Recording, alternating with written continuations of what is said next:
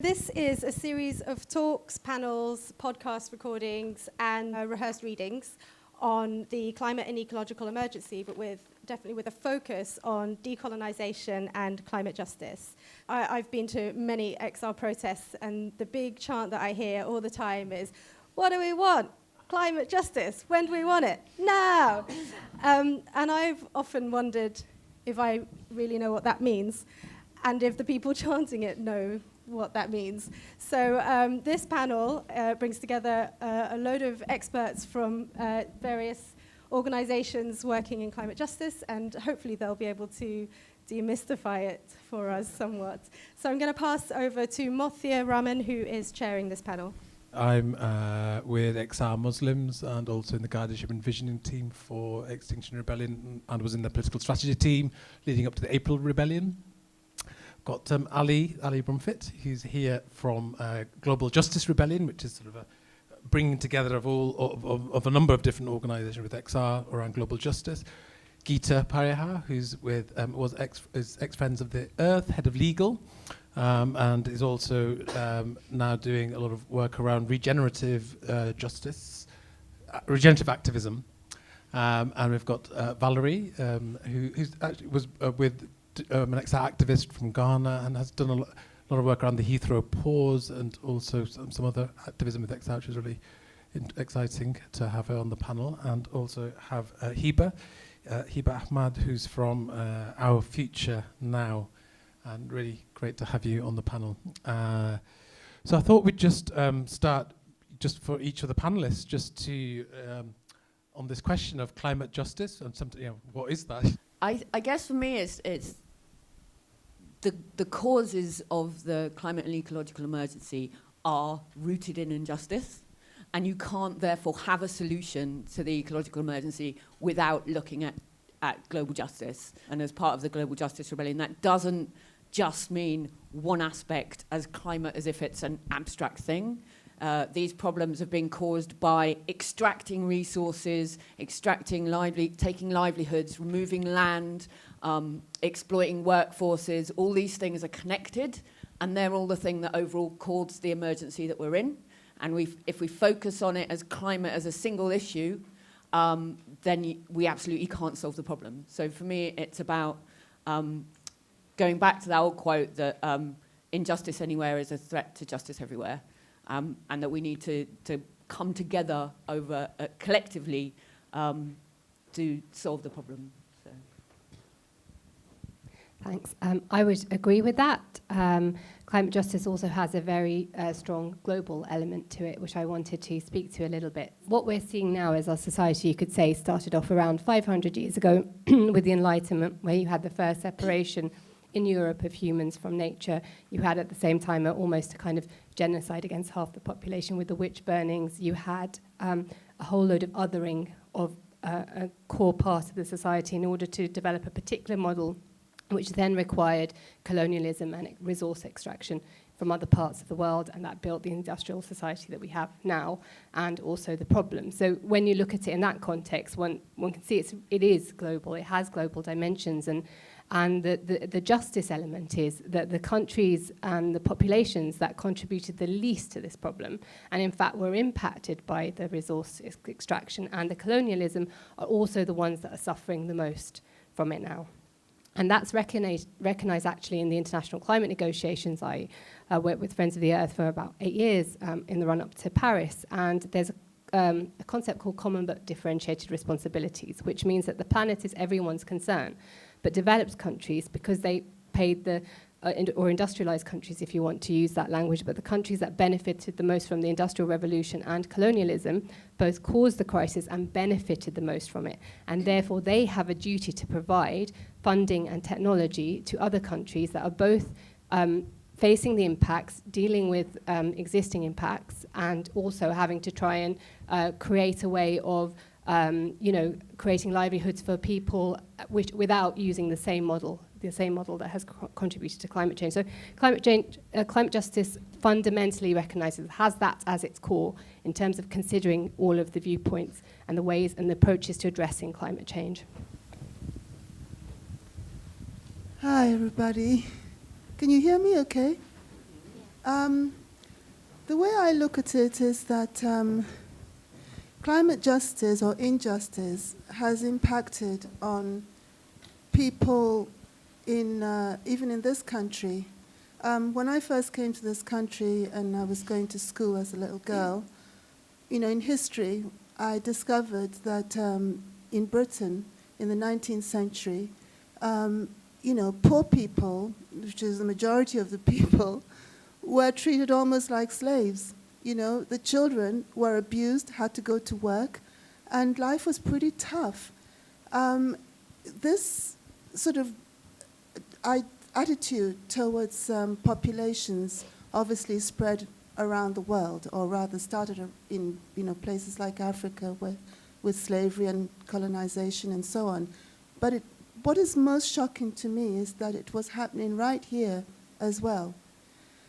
And over the years and decades, the fact that, industrialization and its sort of sister or brother, consumerism that's come along with it, has manipulated and controlled the minds of people in a million ways that I think we're all aware of.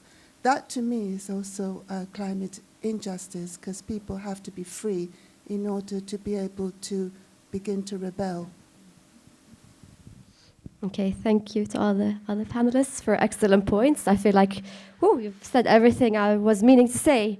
I think when I explain climate justice or climate injustice, because that's really what we talk about when we talk about climate justice, I like to use an example of the Titanic, because we're all in the same boat. But actually, everyone is in the same boat. Everyone's in the Titanic, but richer people in the global north, some in the global south, but mainly in the global north, will be able to afford lifeboats that are spacious and luxurious, and that won't really impact on their journey. It'll be bumpy and a bit ugly, but they're gonna do just fine. White middle classes will be a bit cramped. It'll be a bit annoying for them. They'll be very cold and not it won't be this environment that they're used to, but they're gonna do just fine.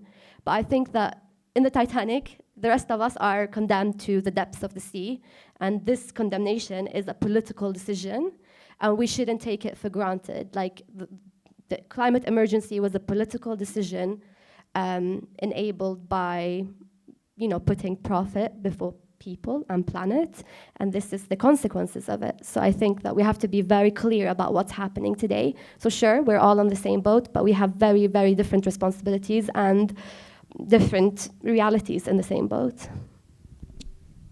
Thank you. That was really interesting range of different perspectives. I like the symbol of the boat, because XR has a boat, a pink boat. Doesn't have much capacity to hold many people on its boat. But it's a really good metaphor for thinking, how do we distribute justly? How do we move to a just transition? I guess that's what we're talking about, because we're facing an unjust transition potentially. And I was really interested when you were saying about the working class identities, like the 500 years history, the Industrial Revolution, and the working class were treated like slaves, the poor, and we're still seeing that now. The divisions in the north of England, you could say, there's a lot of injustice in how resources are distributed in our economy. And what difference do you think? As myself, I'm a second-generation Muslim, second-generation Bengali, I guess, I'm Muslim in this country. And as I'm coming into this identity of second generation, of becoming into and with Brexit as well happening, do you find your identities as within the UK does this add something to your way of responding to climate justice? Yeah, maybe start with Hiba, going that way. So for me, it's not so much about identity, I think. I think it's more about an understanding of what climate justice is and isn't. And sometimes your lived experience can give you a bit more of a perspective to it. So if you've experienced hardship in the form of poverty, or if you've been displaced from your home, I think you're more likely to kind of feel it more viscerally. But I think everyone can understand it. It's just that we don't always have the same understanding of what climate injustice is because it is very political. So like if you are pretty content with this system as it is now, you're going to have a hard time understanding why people are calling for climate justice. Because for you, it's about simple facts of nature and very simple solutions to it. And the nuances aren't really there. So like, I think sometimes, sadly, this happens in the climate movement. You go for the simplest, most easiest solution. You want a broad church, but you don't understand that when you make certain decisions, you are like excluding people very naturally. And sadly, I have seen this in XR happen over and over again. Like when you oversimplify certain issues, you are pushing people out. And the broad church isn't always very welcoming to people who are different or who have experienced things that the majority haven't experienced.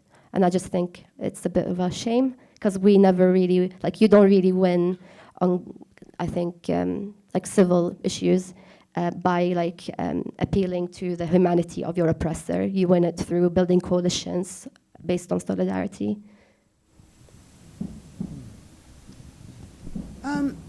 I didn't fully understand your question, Mothiur, sorry.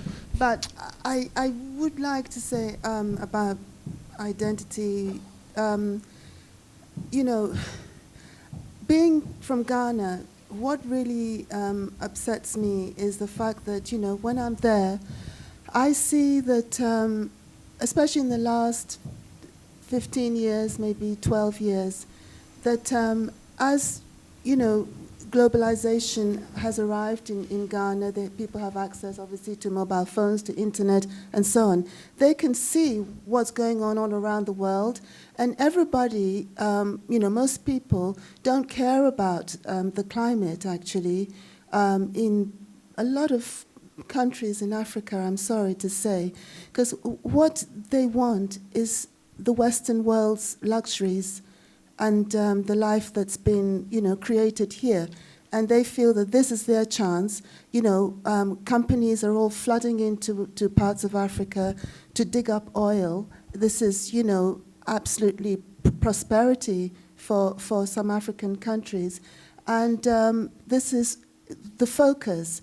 So I think that brainwashing, which obviously I talked about before, which I think it's the mountain that we have to climb. We have to find a way through to break, you know, a century of people being sold an idea that by buying stuff, by emulating, you know, rich people or whatever, that they're going to be happy. So this philosophy or ideology has sort of spread globally. And how do we find a way to reach other people around the world to make them understand that this paradigm that's been created in the West is absolutely shit? You know, it's destroyed people's minds, people's abilities to think properly, people's values, their aspirations. You know, I mean, I'm sorry, but, you know, you see it in every detail of life. And it's so deep within the psyche of people. I mean, we're all sitting here and, you know, we're all of the same mind. But you get out there, you know, and all people are thinking about a lot of the time, it seems to me, is painting their nails a different color tomorrow, buying, you know, the next smart iPhone, and so on. I just say that it's a manipulation of our minds. And, you know, we have to break through that. We have to find a way to reach people, to stop it spreading like a disease. I mean, it already has, but how do we stop it? Sorry if I'm waffling, but I hope you get it. I have to say I didn't really understand that question either, but I just wanted to respond to just what was said in that respect, is because you've got, you know, the richest 10% of the world, they make up 52% of the income and 50% of the emissions, and the vast majority of those are in the global north. It's not to say that they're not in the global south also, but the vast majority, and that I think is the thing to remember and to bear in mind. And the importance of understanding power, I think, I don't know if this is going to come in a later question or not, but I think this goes to Extinction Rebellion's tactics, which are to try and disrupt power. But what kind of legitimacy is that giving to power, and what is that understanding about where the power came from and what needs to be done behind that? So I read a quite good piece by Charles Eisenstein. He talks about this disruption of, say, if you're disrupting a tube or something, or Extinction Rebellion, you're disrupting a tube, and it happens to have people who are on lower incomes who need to go to work. And yes, there's a climate emergency, but if you're impacting on the people who are already, and this also applies to the global south, people who are already struggling to make ends meet, who already have so much going on, and you're effectively saying to them, well, your lives don't matter and your priorities don't matter, you can just go under the wheels of this greater emergency. And I know that's not the intention, but if one isn't aware of what the dynamics are and what is happening, that's the kind of outcomes you end up getting, and then you end up getting these kinds of stories or understandings. I hear it all the time in the climate negotiations, India and China, they're all these economic powers. But if you look at the reality of it, and that's why climate justice is so important, you look at how much those countries are impacted, you look at their CO2 emissions per capita and the poverty levels and all of those kinds of things, that it's a complete and historical responsibility, you get a completely different picture. And it always comes back to developed countries taking that action within their own societies, including dealing with inequalities in their own societies, but it's an entirely different context to what is also needing to happen in other parts of the world, and just bearing that in mind. I think that's what I want to say. Just to clarify that question, who has control over resources is fundamental to the question around power. And then also with the critiques that have come out around XR, and particularly the global justice thing, it's like who has normally been championing these stories of global justice? Often they've been the white middle class.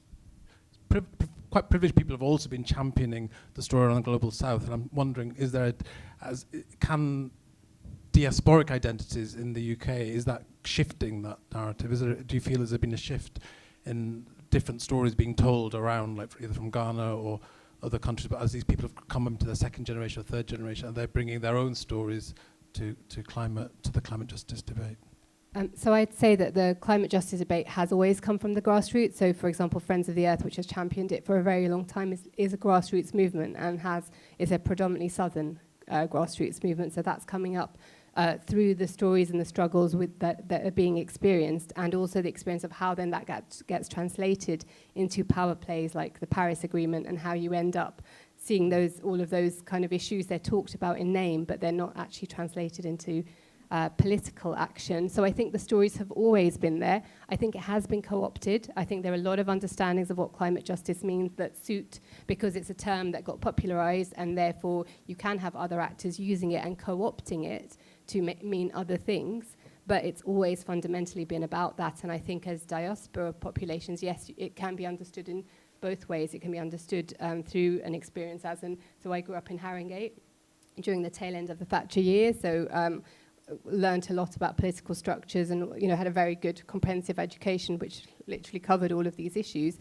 But then when you look at family context or colonial context, or how these things stretch further back, I mean, I agree with Hiba. It does give you an orientation, but also the communities I work with lawyers in Fiji, where people are being displaced who have very, very deep connection with their land still, and it's heartbreaking.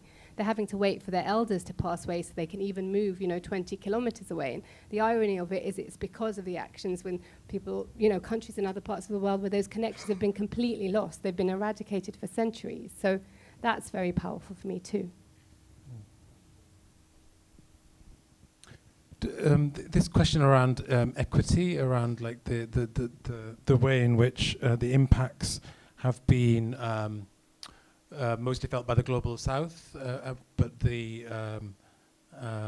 wealth is coming to most of the global north. And do you think the COP26 talk, which is going to be happening in Glasgow, in terms of climate, what impact do you think that might have?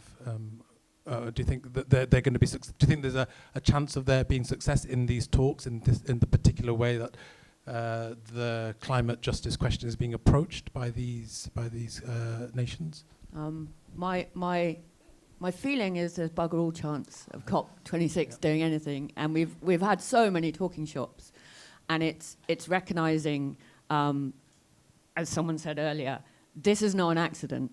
This is a decision, and the people going to COP26, there is some tokenistic representation, but the decisions are made by the people who have the power, who have the money, who have the control, who have vested interests in carrying on with the exploitation, with the extraction, with continuing with industrial scale agriculture. All these things are still being invested in ways that are not just temporarily slowing down the transition, which is what we're being told, we need to do it to transition.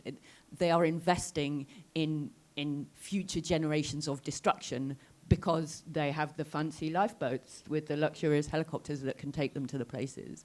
And that's what's happening. And while the talking shops are with the people who are benefiting dramatically from the destruction that is happening, then no, I don't think anything will happen from COP26, which is why people have to come together, people who have, there's a lot more people at the bottom of the ship, a lot more people, and that's why we have to come together and realise that these aren't separate struggles. These things are all linked, and the whole system has to change in order for us to have, a global justice, a climate justice, whatever you want to call it, for us to be able to survive. I just want to say, when I joined XR,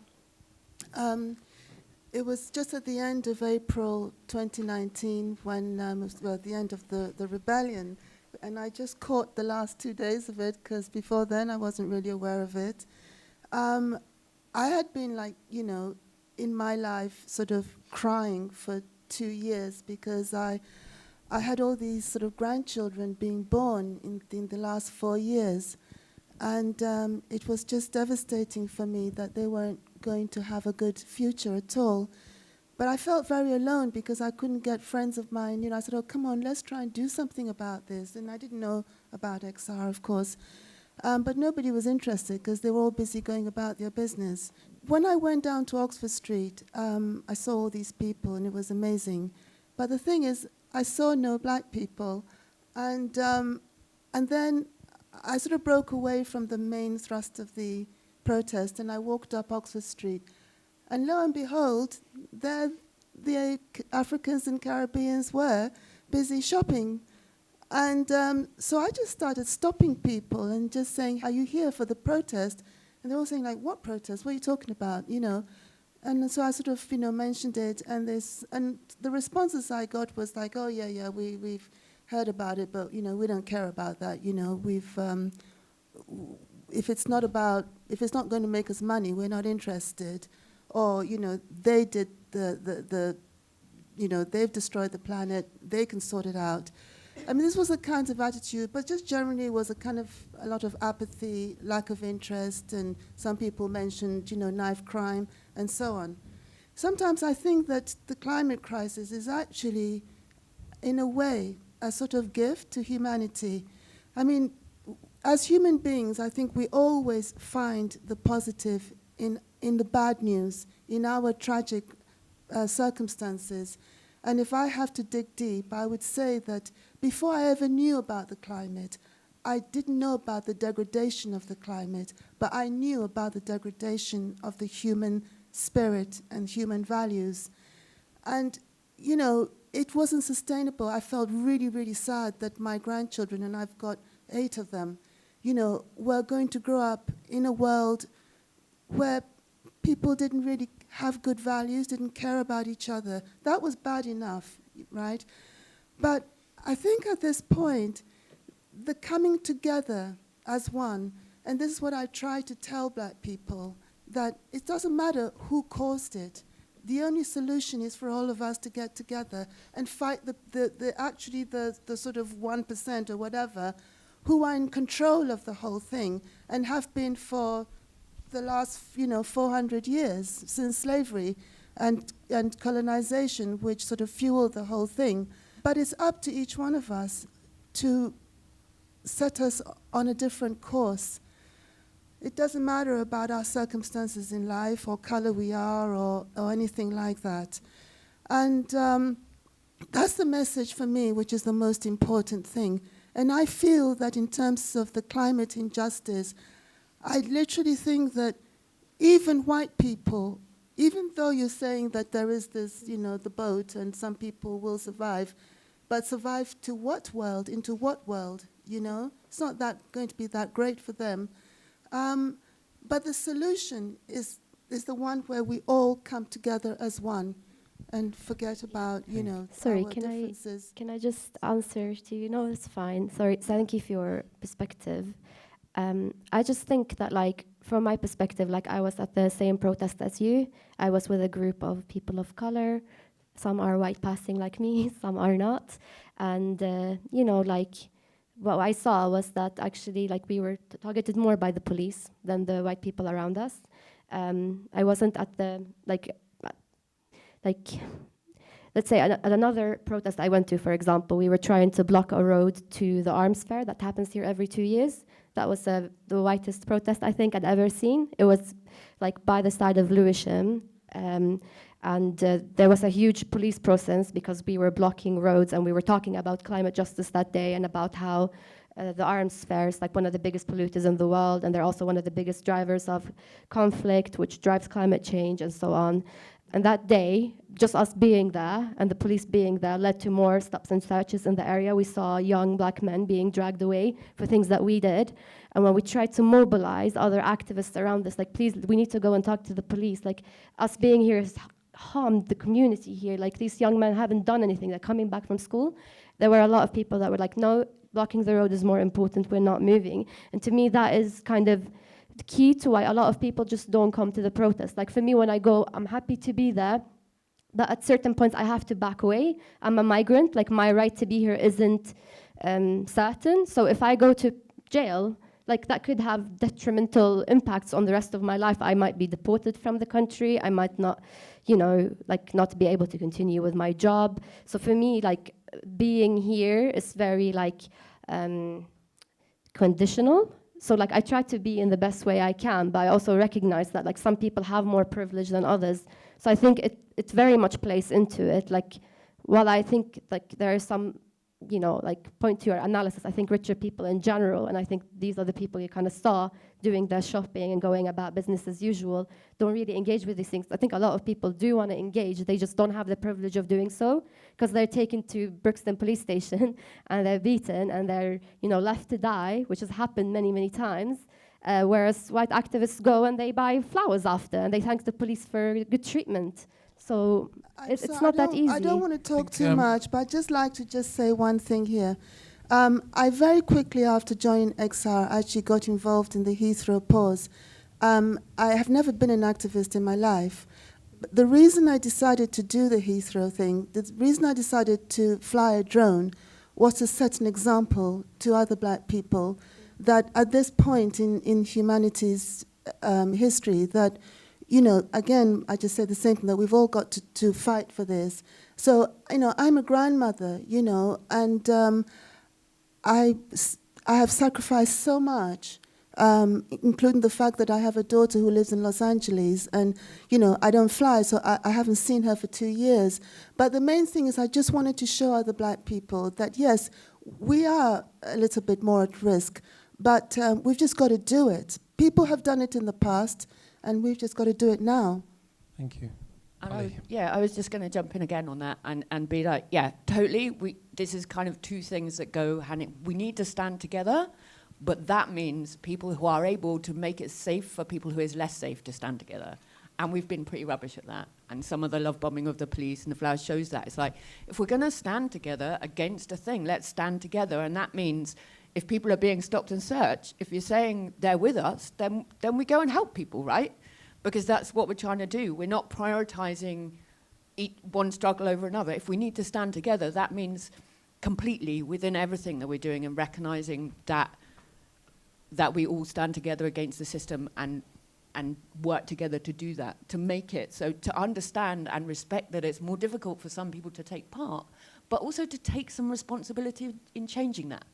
That's what I don't like, that sort of passivity. I realise it's much harder to do, and I'm going to do, you know, bugger all about it. It's just not okay. Thank you, Gita. Did you So I think, you know, there's two ways of looking at climate change. Either it's a thing on its own, which a lot of people do seem to come into looking at it like this is the problem, and then you do whatever you can to fix that problem, and then you get into carbon budgets and all sorts of things.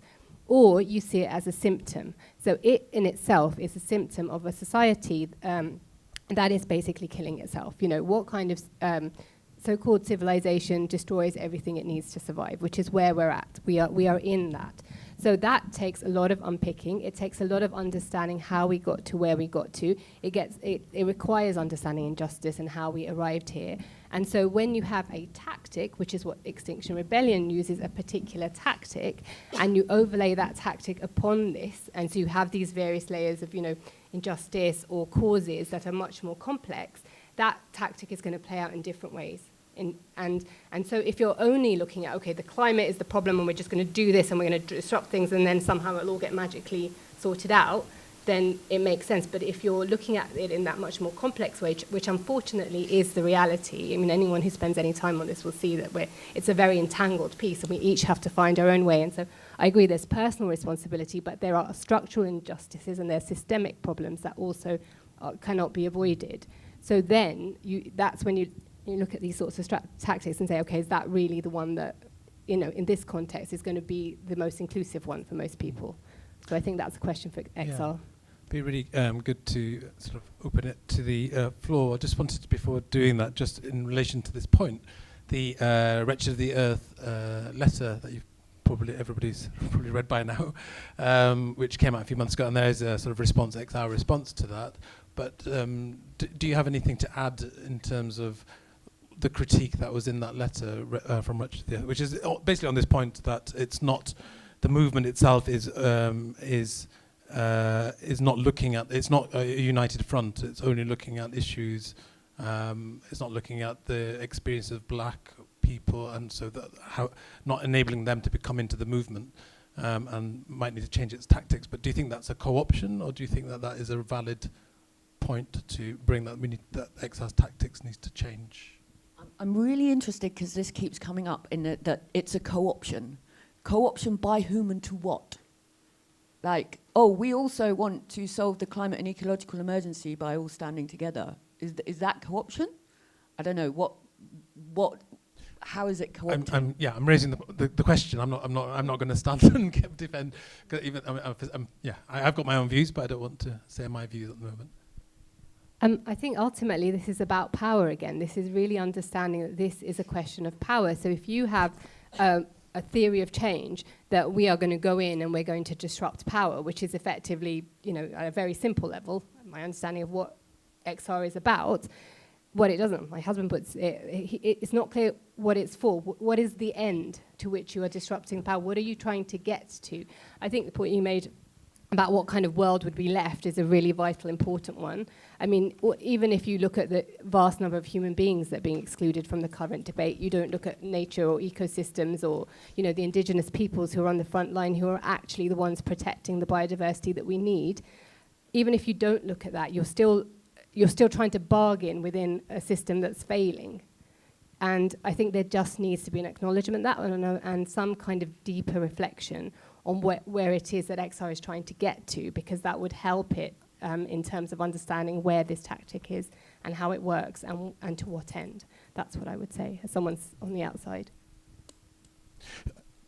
Before on that co-option, I guess there is the question, and it's just to add something into it, is that the media is attacking XR a lot around this issue, and is it going to continue a lot of divides when we need to? How do we come back? How do we come together as well? Like this because we're focusing so much on the being a race question, we're losing. Are we losing attention to the question of the climate issue? I feel like that again. That's a really easy thing to say, isn't it? Oh, the media are dividing us. Please stop highlighting racism and inequality. Like, the media can't do it if you stop being racist and unequal. Like, deal with the problem. Don't say, well, you can't criticize us publicly because you'll divide us. Stop dividing yourself. It's that simple. Sorry, I just totally confused by this, you know. I mean, I don't know where you're from, but yeah. Okay. But when I went to the XR office the first day, you know, it was like they laid out the red carpet for me. they were so happy to see a black person walk through their doors. And that was in April. So, you know, if 10 black people, 20 black people, 50 had walked in, they would have been even more happy.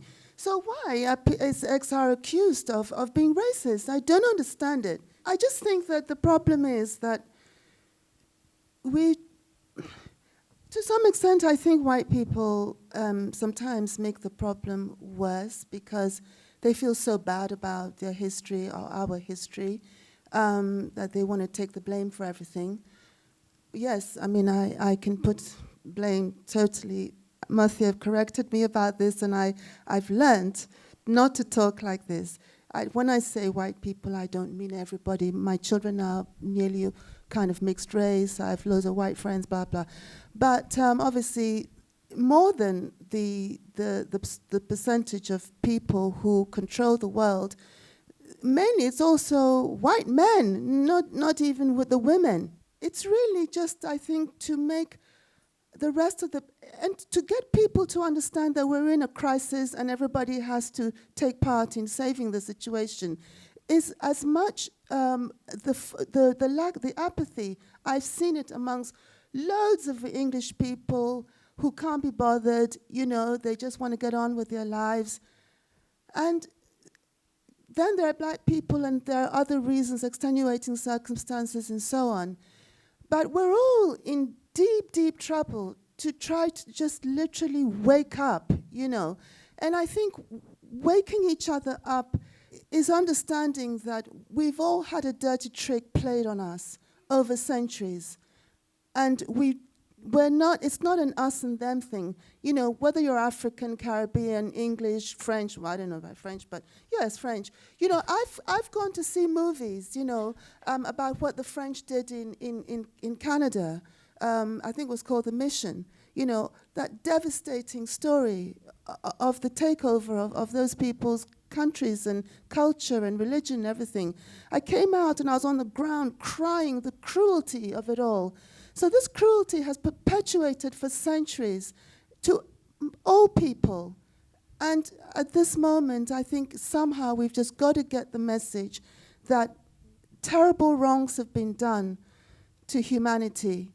And yes, it's true. And for me, I am very keen for African people to get on board because I don't want Africa to follow the Western paradigm. And I have felt this way since 2012. In 2012, I knew nothing about the climate crisis, but I knew that Africa was going to emulate everything that the Western world had done. And I didn't want that to happen. And now we are suffering very badly. You know, so sorry. So Our Future Now actually co-signed that letter. So maybe I can tell a little bit about like our justification for doing it and why we felt it was important. I think at the heart of it, it was like the discussion about the co-option of the language of climate justice without actually putting the politics behind it. That really worried me because I felt like sometimes when you go and it's just like climate justice, it's almost being done in a performative way.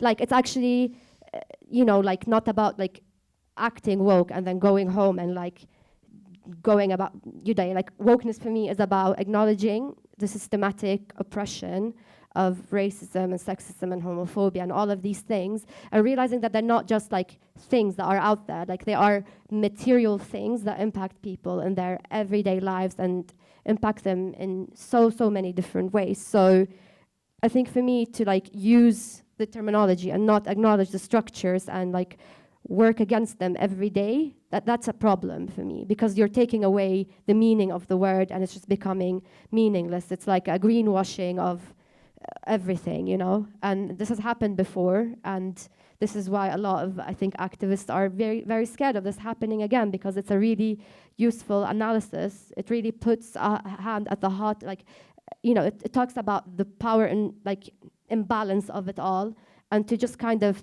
plaster it across without talking about the politics behind it because XR is supposedly an apolitical movement and this is what's really put me off it because I think like, you know, putting people in a climate emergency is a political decision, as I said before. So saying that we're an apolitical movement is like denying people's reality, denying people's lived experience of these material injustices. And I don't think you can have like climate emergency is literally like the air almost reacting to the exploitation of the earth, or so like saying that these things like are just there and using the terminology without touching at the heart, like at the power at the heart of it, is like, that is a co-option. And this is why we felt we had to speak up and add our voice to the work of the Wretched of the Earth. They're doing a great job at this. Thank you. That's really good. I thought, we've only got, so I just want to, it's a good point to maybe just see if anybody's got any questions from what they've heard so far. There was talk of a fourth demand, XR in the US have already put as part of that 4 principles. I don't know what happened to that. So that's one thing I'm curious about. What is XR doing about that? XR UK, or there was talk of some DNA, which means that even XR USA has had to drop that fourth demand. I might ask that to Ali, since she's been working on the new part of the strategy that's just been launched for XR, and whether that was part of the conversation at all. It was, and it's very interesting what you say about people putting pressure on them to change the situation in the US, because if that's anything on a reflection of power for something that was put together by Indigenous people and led by women and done by caucuses across the country and put together, and a bunch of people who were a bit cross about it from XR UK decided to go across and tell them they couldn't have that. That's interesting. I think there is questions about whether that would be the right language for the UK, and we've had the Global Justice Rebellion and did a couple of people's assemblies on it. I know things have been done. There's a group taking it forward. There's people looking at the language, but there's a huge amount of resistance.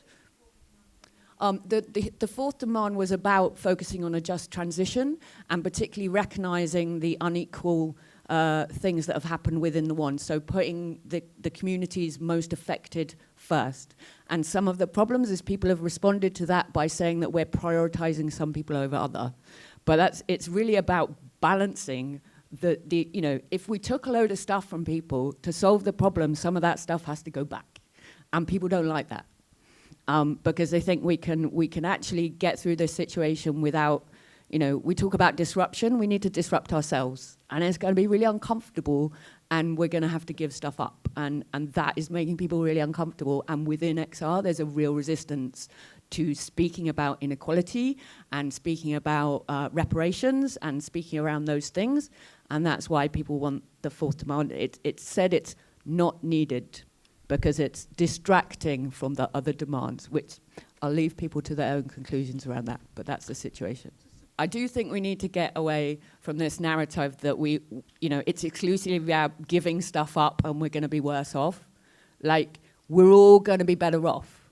We're going to be spiritually better off. We're going to be emotionally better off. We're going to work less. We're going to have a less shit time. We're not going to have as many flat screen TVs and a new phone every month. But we're going to have better lives. And I think if we can get that across to people, rather than people thinking, we have to give up loads of stuff if we have reparations, or we have, restructured agriculture, if we understand what we've done, then we have to, give everything we've got away. And I don't think it's about that. It's about us working together to design a completely different system. But to do that, we have to really, really understand how broken this one is. And people are afraid. Just want to link it to what Hiba was saying about, I guess, as I look at the history of XI, it started off very much just keep to the environmental, ecological problem. It's it's an issue of science, not about politics. But as we become even more as the climate emergency has been recognised, we've opened that Overton window. It's now recognised. It's the political questions become even stronger about how power is going to be distributed as we're moving into this new system, where the current system is kind of falling apart and power is having to re-find itself. Seems like you wanted to do. Yeah, it just strikes me as a little bit naive, because if it was that straightforward, surely the organisations that have been working on this for the last 30 years would, I did GCSE geography and I did climate change, and I was like, someone will sort that out. And I got to adulthood, and I was doing my master's and doing my international climate law. And looking at it and going, oh my God, nobody sorted it out. Like, how can someone have not sorted it out? And you understand that exactly as Ali was saying, it's systemic.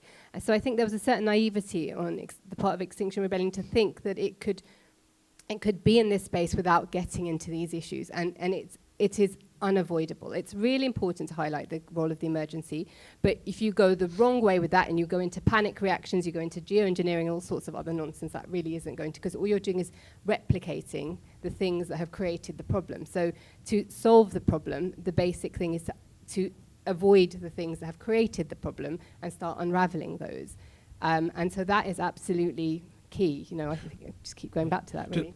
Yeah, that just goes back to the third demand, which was that the decisions, I think, was to have a different form of democracy around which decisions will enable that just transition without going into the whole geoengineering issues. But does anybody else have any questions from what they've heard?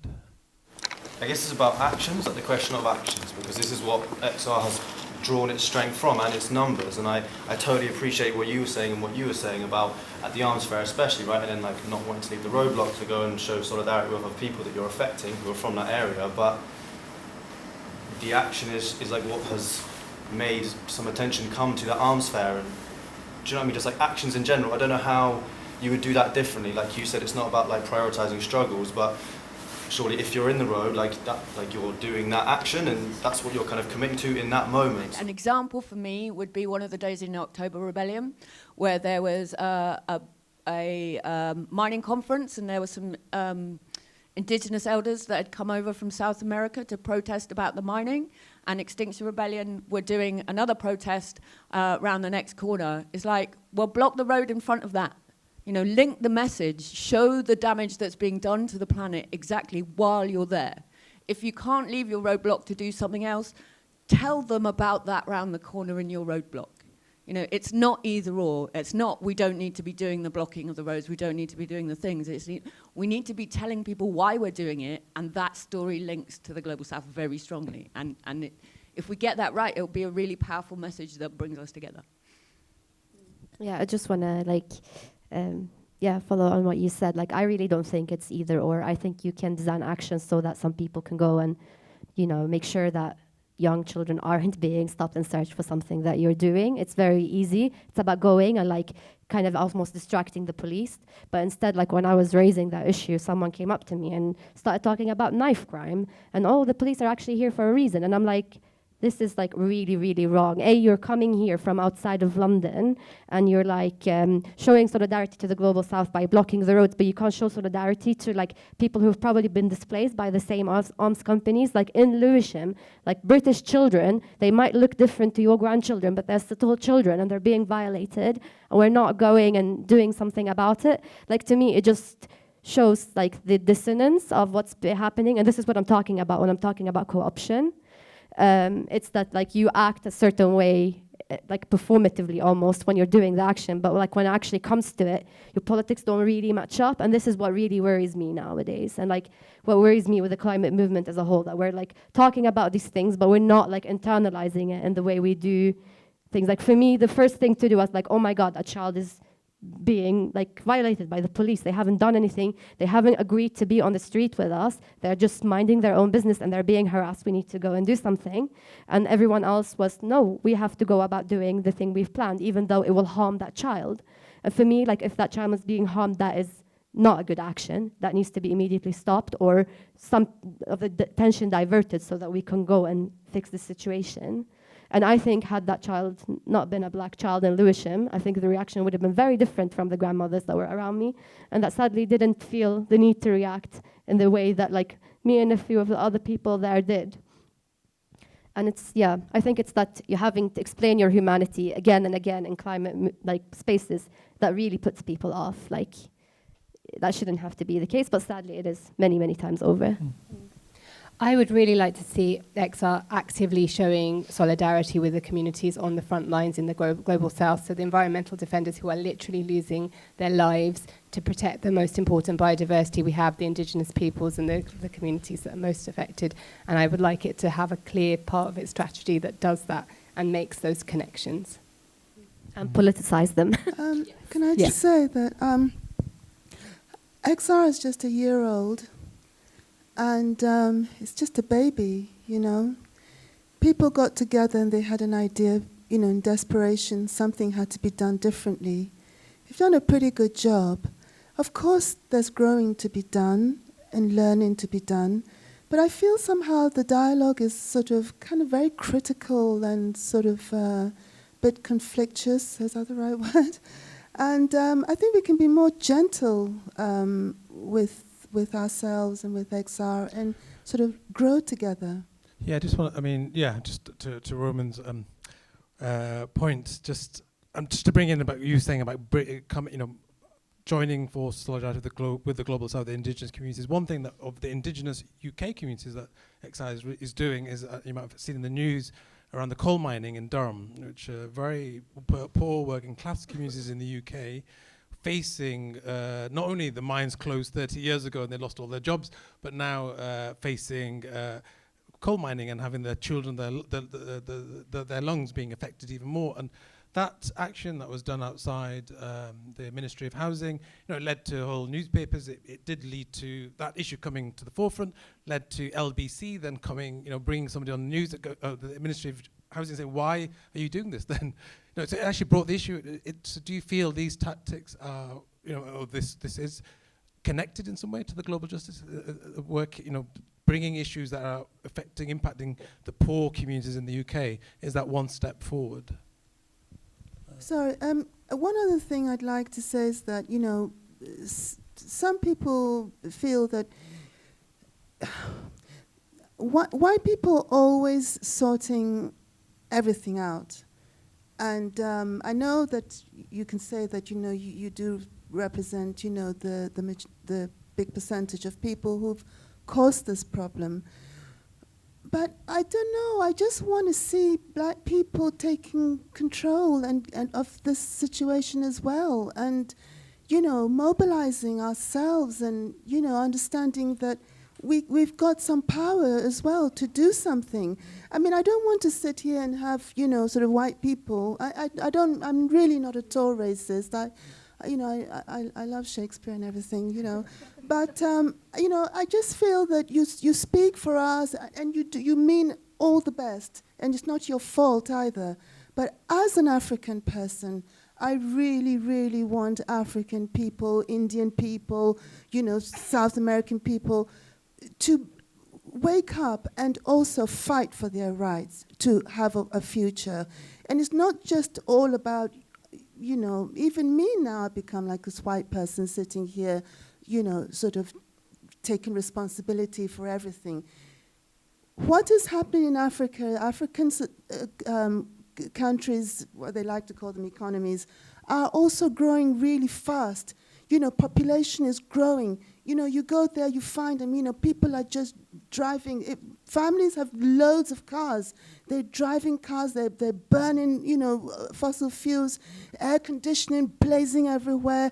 Buildings, new buildings are going up with no thought to, sort of finding ways that through architecture of not using so much air conditioning. Loads and loads of things that we need to attend to. I just feel it's not your fault, but just be careful that you're not kind of carrying on this same idea that, you are the big saviors. Sorry, not you. You are the big saviors, It's not, anyway, it's not anyone's fault. It's just the way things are, and it just makes me actually sad. Thank you. Did you want to add something? Yeah. I'll just say I agree with with your point about people not needing saving. I totally agree with that. And I think actually frontline communities in the Amazon and in Africa and in all over Southeast Asia and Asia they have been fighting the good fight for many, many years now, and they can speak for themselves. I totally agree with you. I just think that there are differentiated responsibilities there. That's where it comes in, because the development and the quality of life that is in the global north, the developed countries, and it's not just white countries, Japan very much fits into that. For example, Australia is not in the global north, but it's a former white colony that now has a lot of luxuries of life that many people don't have. They are part of the problem. They have historically used up more resources and continue to use up more resources per person than a lot of like so-called developing countries do now. And we just need to accept that. Like, people shouldn't have to live in absolute misery. And, you know, like the use of like air conditioning, for example, I can just give the example of Iraq. Like, the medium temperature in Iraq has like skyrocketed in the last 20 years. Like, it was always hot. Like, the region I come from is the north. It used to be maybe 40 degrees in the summer. It was really hot. But now it's 60 degrees. And over the last 20 years, it's just going to be unbearable in the next 20 years coming forward. Like, people will not be able to live there. So I think like telling them you can't use air conditioning is like preposterous, because that's not what the problem is really. Like, you have oil companies from the global north going, you know, invading lands and extracting resources as they want, and the profit is going back to the global north. It's not really being invested in the global south properly, and if it does, it is in very small like communities. The larger global south isn't really seeing a lot of the benefits of these investments. So it's about just imagining a new economy, and we can do that. There is a lot of research on that. Like, there's a really good movement called the degrowth movement that thinks that we need to scale down the economies in the north and give the economies in the south the chance to grow so that people can have a good quality of life. And they've looked at the materiality needed for it, and it is possible to do it. It just means that the quality of life here will have to be not about, you know, new cars and flat screens, like you said, but it have to be about other things. And it has been that way before. It's just like, I think we have to kind of go back and find that, you know, like joy of life that isn't about materiality, like you said. But I just don't think that we can sit here in good consciousness and like blame the global south for wanting a better life. That's just not doable. Yeah, I know. Sorry if I made it seem that way. Just last comments. Yeah, I just wanted to reference the Climate Equity Reference Project, because it's looked at this question of fair shares and you know, carbon reductions, and how do you decide and what do you calculate from. So they've got this really nice model you can kind of play around with, and they explain the different themes. So the Climate Equity Reference Project and fair shares, if you look that up, there's a whole load of really interesting work being done on what does equity mean in terms of who should be doing what. And I think the UK's fair share is 202% by 2030, so it would be zero, not net zero, and then the excess would be supporting other countries in terms of finance technology transfer to shift as well. So, you know, that's the kind of thing we're looking at. Yeah, thanks. I was just going to come back and say I totally agree with it being a new movement, and that's a good point, because I am one for criticising a lot. It's just how I am. And you're absolutely right that we've done amazing things, but some of the things that are happening now with linking the actions to some people's stories is like, we can do even better things, and we need to do even better things, and we need to come together to do it. And I think the other thing you were saying is right, as a white person talking a lot, you know, we don't need white saviorism, but we talk about it not being any of our fault. Perhaps not, but it is the fault of some people, and those people are the super rich people. And one of my colleagues was saying, in a lot of ways, the Global South isn't a geographical thing. The Global South is also here. It's here in the communities that are suffering the knife crime. It's here in mental health lack of services. It's here in the completely disproportionate amounts of wealth.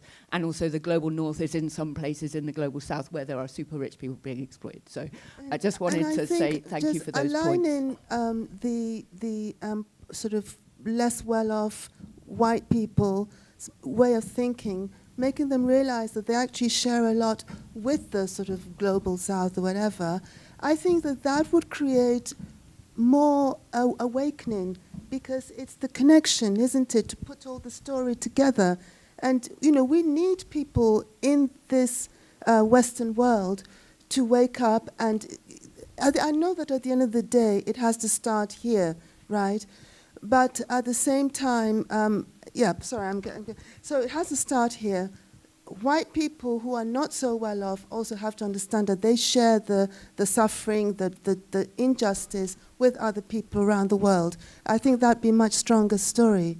I think we've just got to end now. But just that thing of structural privilege, and there's a story. I just want to end with a story, because you're talking about fair shares, and there's in Bangladesh there was this advert, and it said, food so good you'll love to share. And my sister quipped up and said, if that was England, it'd say, food so good you'll just want to keep it to yourself. Like, you know, this idea of like, we're in different stories, we have different stories in ourselves, and there's a story of like, the more you aggrandize, the happier you're going to be. And I remember when I was younger, like wanting to take more, my mum would always say, well, no, fair share, you've got to share it with your sibling.